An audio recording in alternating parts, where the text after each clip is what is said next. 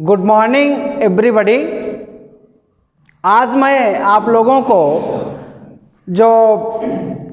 जहाँ से मैंने लेक्चर छोड़ा था 1919 फिर वहीं से आपको शुरू कर रहा हूँ। और आज का लेक्चर मेरा जो होगा वह खिलाफत आंदोलन और असहयोग आंदोलन पर फोकस करूँगा मैं। तो इस आंदोलन को समझने के लिए सबसे पहले मैं आप लोगों को बताऊं कि 1916 में जो है मुस्लिम लीग और कांग्रेस का समझौता हुआ था, जिसमें अध्यक्षता मजूमदार ने किया था और मुख्य भूमिका मुस्लिम लीग और कांग्रेस के अंदर जो है वो पैक्ट समझौता, उसमें आपके बीजे तिलक और उसके बाद मोहम्मद अली जिन्ना और श्रीमती एनी बेसेंट की महती भूमिका थी, जिन्होंने इस समझौते को कराया था।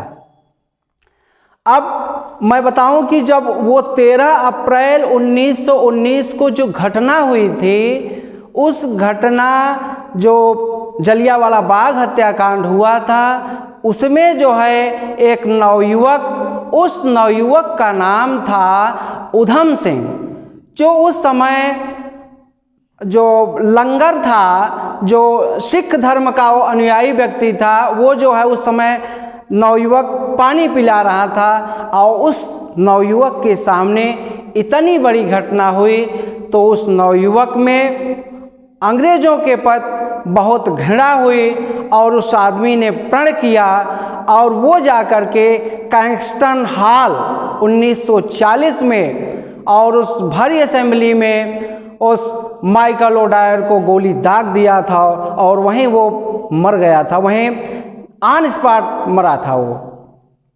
अब मैं थोड़ा सा और आपको बता दूं कि जब ये 1914 और 1918 के बीच ये जब प्रथम विश्व युद्ध हुआ था, अब यहाँ से मैं आपको समझाता हूँ। तो जो ये विश्व युद्ध हुआ उस समय सबसे ज़्यादा हमारे जो भारतीय सैनिक थे उसमें बहुत महत्वपूर्ण भूमिका निभाए थे। और उस समय सेना में 2 सैनिक भारतीय होते थे तो 1 सैनिक अंग्रेज होता था। कुल मिलाकर ये देखा जाए तो अंग्रेज हमारे ही सैनिकों से लेकर के और इतना बड़ा युद्ध और हमारे ही क्रांतिकारियों को कुचलने का काम करते थे। और इस रौलट एक्ट जो था, ये जलियांवाला बाग हत्याकांड हुआ था, उसमें आपके जो गुरुदेव रविंद्रनाथ टैगोर बहुत दुखी हुए और उन्होंने जो सर की उपाधि, नाइटहुड की उपाधि दी गई थी, उसे उन्होंने वापस कर दिया था। और जब ये नाइटहुड की उपाधि उनको मिली थी, जब उनका नोबेल प्राइज जो है उनको मिला था 1915 में, तो उसी के उसमें उनको जो है ये नाइट की उपाधि अंग्रेजों ने दिया था। अब आते हैं कि जब ये जो खेमा था प्रथम विश्व युद्ध में, फर्स्ट खेमे में ब्रिटेन और अमेरिका, इसमें मुख्य थे, उसे रसिया भी था, लेकिन आप बस इतना ही समझे ब्रिटेन और अमेरिका। और दूसरी साइड में आपका जर्मनी और उसके बाद मुख्य जो था ऑटोमन साम्राज्य था। यहीं से आपको समझना है। अब ये जब अंग्रेज जो मित्र राष्ट्र थे, मित्र राष्ट्र मतलब ब्रिटेन और अमेरिका, और ये हमारे जो दूसरी साइड में थे, इसमें थे आपका ऑटोमन साम्राज्य और जर्मनी। जब जैसा कि होता है, ये लोग जब पराजित हुए तो अंग्रेज़ों ने एक चाल चली, जैसे आप जानते पेरिस शांति समझौता हुआ था। और पेरिस शांति समझौते के तहत 1919 में वर्साय की संधि हुई थी और उस संधि के तहत अंग्रेज़ों ने इस तरीके की नीति अपनाई और जर्मनी के ऊपर इतना उस तरीके से उसको अपने घेरे में ले लिया कि फिर जो है उसका नतीजा ये निकला कि द्वितीय विश्व युद्ध हुआ 1939 और 45 के बीच। अब जब ये ऑटोमन साम्राज्य जो था, जिसमें आपके अरब लीग मुस्लिम कंट्री के देश थे, जिसमें आपका मिस्र है और फ़लस्तीन है, इराक है, ईरान है, ये जितने कंट्री थे जिस पर जो है खलीफा का शासन चलता था, उस खलीफा के शासन को वो लोग मानते थे। हुआ क्या कि जब ये स्थिति आ गई तो ऑटोमन साम्राज्य के, जिसमें टर्की भी था, टर्की मेन वो कंट्री था, तो ये सब वहाँ के वो लोग, उनके दूत जो थे वो निकल करके जहाँ जहाँ मुस्लिम जनसंख्या जिस में देश में थी वो लोग वहाँ पर गए।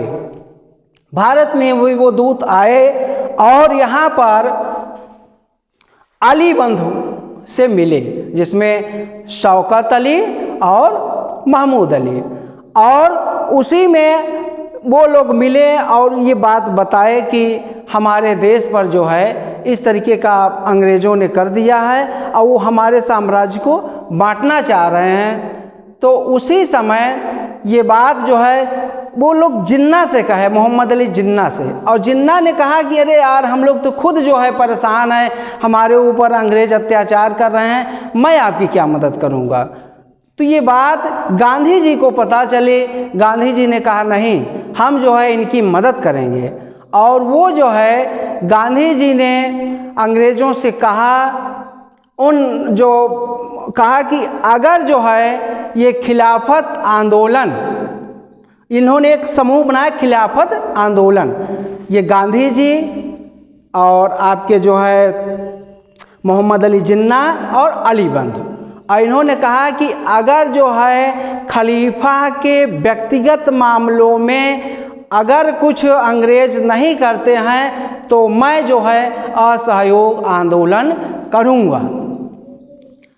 अब मैं आपको बताऊं, जब ये बात इन्होंने कह दिया कि मैं जो है असहयोग आंदोलन करूँगा, तो बल्कि जिन्ना, एनी बेसेंट, मोतीलाल नेहरू, चित्तरंजन दास, इन लोगों ने विरोध किया कि असहयोग आंदोलन से क्या मिलेगा।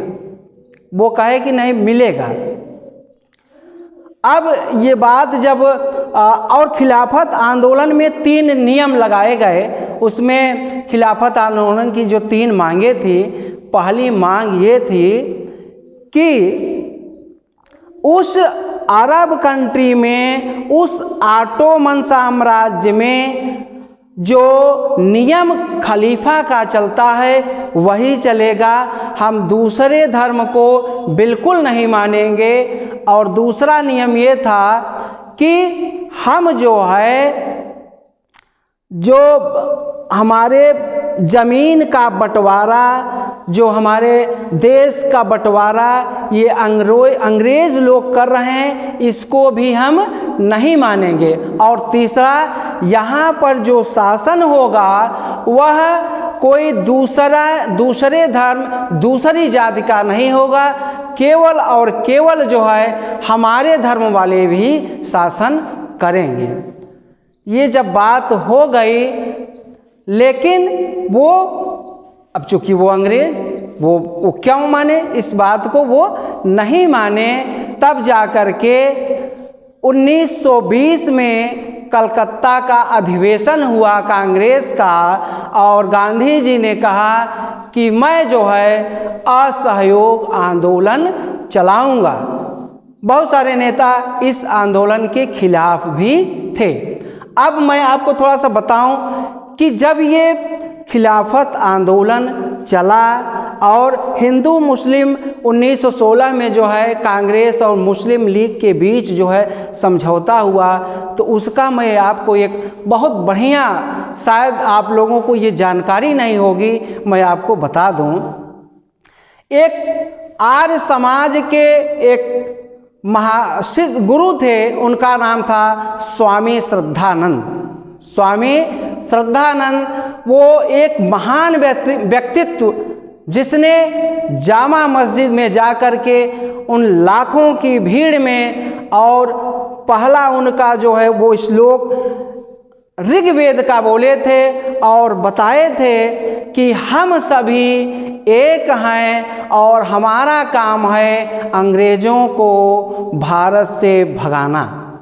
एक बात और आपको बता दूं, आर्य समाज जो है सबसे ज़्यादा काम अगर किया है तो शिक्षा के क्षेत्र में आर्य समाज ने किया है। और ये वो जो स्वामी श्रद्धानंद थे वो आपके जो है स्वामी दयानंद सरस्वती से मिले थे और इनकी एक यूनिवर्सिटी है इन्होंने स्थापित किया था, गुरु कांगड़ी विश्वविद्यालय जो उत्तराखंड में है, आप लोग इसको जानते होंगे। और एक मुस्लिम हिंदू का दूसरा उदाहरण मैं आप लोगों को बता रहा हूँ, ये सबसे बड़ा उदाहरण है कि जो आपका गोल्डन टेम्पल अमृतसर में जो मंदिर है उसकी 2 चाबियां बनाई गई और दूसरी चाबी आपको सैफुद्दीन किचलू साहब को दी गई। दूसरी चाबी सैफुद्दीन किचलू साहब को दी गई। ये है हिंदू मुस्लिम एकता का सबसे बड़ा मिसाल जो हमारे भारतीय समाज में पेश की गई। और उसका सबसे बड़ा कारण ये था कि जब हम हिंदू मुस्लिम मिल जाएंगे तब जो है हम अंग्रेज़ों को भगा देंगे। अब जब ये अब आगे मैं चलता हूँ कि 1920 कांग्रेस का कलकत्ता का विशेष अधिवेशन, उस विशेष अधिवेशन में असहयोग आंदोलन का प्रस्ताव पास हो गया और ये कहा गया कि असहयोग मतलब सहयोग नहीं करना है। उसमें क्या नहीं सहयोग करना है, हमको जो लोग सेना में हैं सेना में त्याग दें, त्यागपत्र दें, स्कूल का त्याग, कॉलेज का त्याग और जो भी किसी प्रकार की नौकरी अगर हम वो ब्रिटिश गवर्नमेंट के में कर रहे हैं तो उसको हम छोड़ दें। अब बहुत सारे लोगों ने ऐसा किया भी। महात्मा गांधी का ये सबसे बड़ा आंदोलन जन आंदोलन असहयोग आंदोलन था। उसके पहले गांधी जी ने आपका जो मैंने बताया था पहला वाला लेक्चर जिसमें बताया था कि गांधी जी ने चंपारण आंदोलन, खेड़ा आंदोलन और ये अहमदाबाद मिल आंदोलन कर चुके थे। लेकिन जन आंदोलन ये पहला था जिसमें कई लाख लोग जो है इकट्ठा हो गए थे, शहरी ग्रामीण सभी लोग इसमें इकट्ठा हुए थे।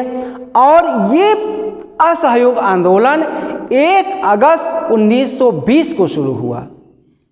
ध्यान देंगे जो ये मैं बता रहा हूँ फैक्ट, इसको बिल्कुल आप लोगों को ध्यान रखना है। 1 अगस्त 1920 और 1 अगस्त 1920 में सबसे बड़ी घटना घटती है। जो गरम दल के नेता बीजी तिलक थे उनका इसी दिन देहावसान हो गया। और जब देहावसान हो गया तो गांधी जी के आह्वान पर उस समय 1 करोड़ रुपए तिलक फंड के नाम पर गांधी जी ने आह्वान किया और 1 करोड़ रुपए इकट्ठा हो गए। और दूसरा गांधी जी ने कहा कि 20 लाख चरखे हम सभी भारतीयों में बांटेंगे। और इससे क्या होगा, इससे जो लोग हम लोगों ने जो छोड़ दिया है अंग्रेज़ों की नौकरी करना, तो इससे हम आत्मनिर्भर बने। जो आत्मनिर्भर की बात आ जा रही है वो गांधी जी ने 1920 में कर दिया था और आज 2020 है। गांधी जी ने कहा कि वो जो चरखों के माध्यम से हम जो है धागा बनाएंगे और उसी धागे से कपड़ा बनेगा, उसी कपड़े को हम लोग पहनेंगे। जब ये सब आंदोलन चलने लगा तो बहुत सारे लोगों ने प्रश्न खड़ा कर दिया कि आप तो कह रहे हैं कि भाई बच्चे जो है विद्यालय न जाएं, यूनिवर्सिटी में यूनिवर्सिटी छोड़ दें, तो फिर शिक्षा कैसे मिलेगी? जब शिक्षा नहीं मिलेगी तो फिर हम विकास कैसे करेंगे, हमारा मानसिक विकास कैसे होगा? तो गांधी जी ने उस समय बहुत सारे लोग, जितने लोग थे, चाहे वो गरम दल के नेता रहेंगे, उसमें सबसे आपके जो है अरविंद घोष, बीजी तिलक और एनी बेसेंट, ये सब जो है मिल करके इन लोग जो बड़े बड़े महापुरुष थे, इन रात रात में जो है छोटे मोटे जो कमरे थे उनको लिपाई पुताई करके, और वो जो है राष्ट्रीय शिक्षा नीति गांधी जी ने शुरू किया और सभी लोग उन बच्चों को पढ़ाने लगे और आत्मनिर्भरता की ओर बढ़ा। अब ये असहयोग आंदोलन पूरे भारत में बहुत ही जोश खरोश से चलने लगा। सभी नवयुवक, हमारे नेतागण, सभी लोग इसमें महत्वपूर्ण भूमिका अदा करने लगे।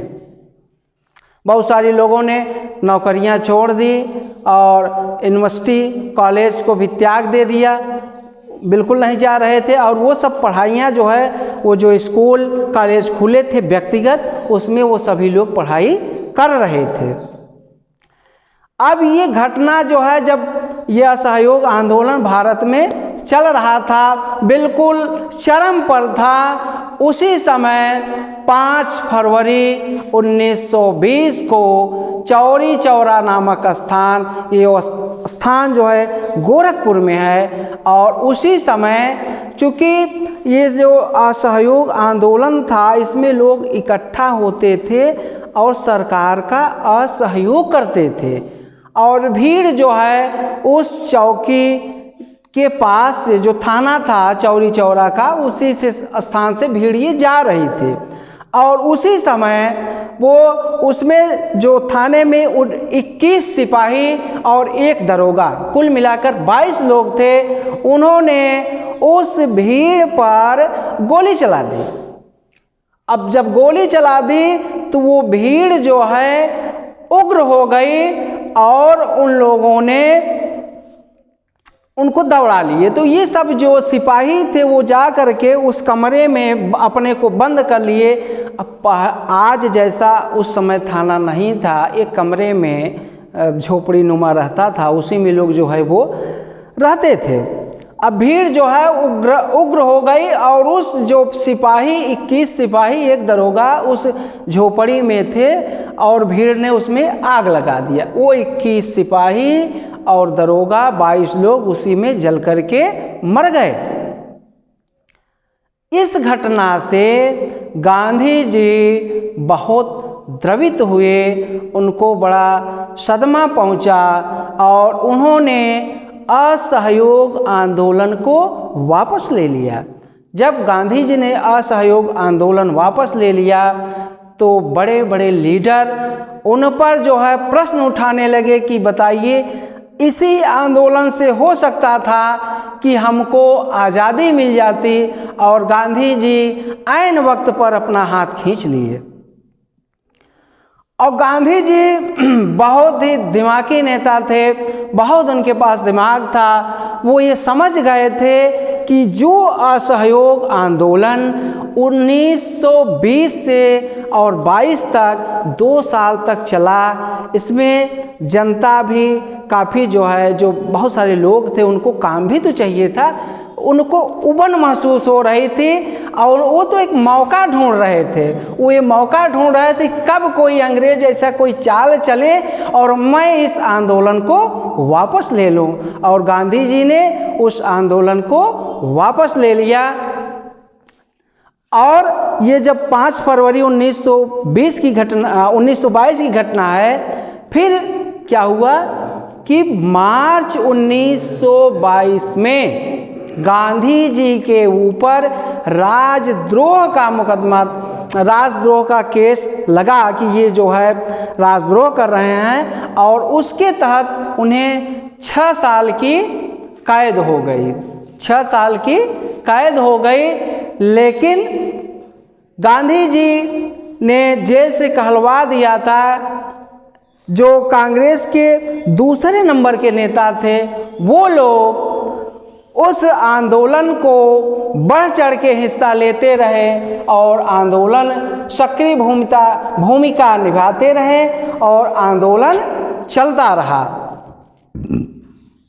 फिर आगे आया 1923, जिसमें जो है स्वराज पार्टी का गठन होता है। स्वराज पार्टी जो गठन हो रहा था उसमें कांग्रेस के लोग कहे कि हमें जो है इस दूसरी पार्टी नहीं बनानी है, और उसका कारण ये था कि जिसमें मोतीलाल नेहरू, चित्तरंजन दास ये मिल कर के इन लोगों का कहना था कि हमको जो है काउंसिल में प्रवेश करना है। और जो कांग्रेस के लीडर थे उनका ये मानना था कि हमको जो है अंग्रेज़ों का असहयोग ही करना है, काउंसिल में प्रवेश नहीं करना है। फिर भी काउंसिल में इन लोगों ने प्रवेश 1923 में पार्टी बनी और ये लोग जो है काउंसिल में प्रवेश किए।